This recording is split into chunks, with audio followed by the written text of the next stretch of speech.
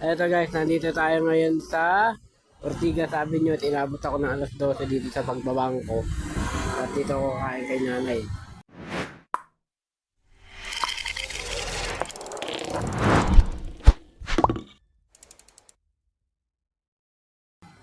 Yan, dito ako kumakain ng tanghalian pag dito ako inabot ng alas 12 dito sa Ortigas. Ayan, medyo wala na yata ang tinda. Dali lang. Titignan ko muna. So yun mga kasine, ito yung unang in-order ko, yung lomi.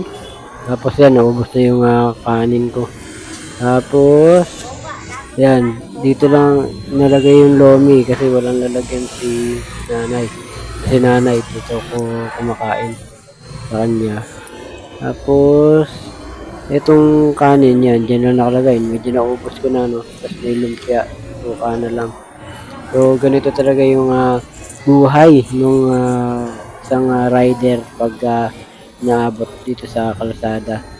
So, pagka medyo walang makainan, yun, ganito lang talaga kami kumakain pagka wala kang baon. Tapos na, ito yung pagkain ko. Ubus na. Kanina may lumpia ito, tapos lomi, may kanin.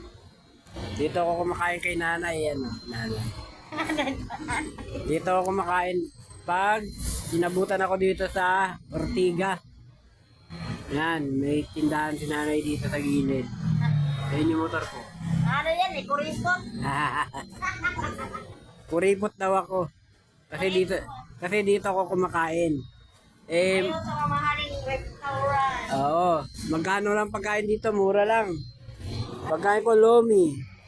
Magkano lomi mo, Nay? 30? 35. 35 yung lomi. O, 20 yung kanin. Naubos ko na. O, 50 lang.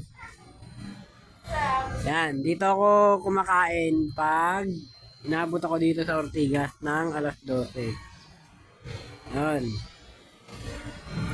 Yan si nanay. Eh, mas paninda niya. Ubus na din. Ato, maaraw na. Mainit. Araw na. Oh. So yun, maraming salamat sa panonood ng aking tanghalian dito sa Sa misis ko. Ortigas. Katubo ka. Pera. Kaya kailangan marami raw baong pera para sa masarap kumain. Ayan. Hindi kay nanay. Hindi, masarap din tong mga luto niya dito.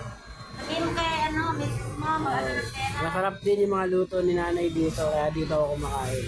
Mura na, masarap pa. Diba eh? Ayun, tapos na akong kumain. Balik, bangko ulit. Pahinga lang ng konti kasi nabusog ako. Bumigat yung tiyan ko. Kaya, pahinga lang ng konti, tapos balik na tayo sa mga bangko. Sobra init, oh.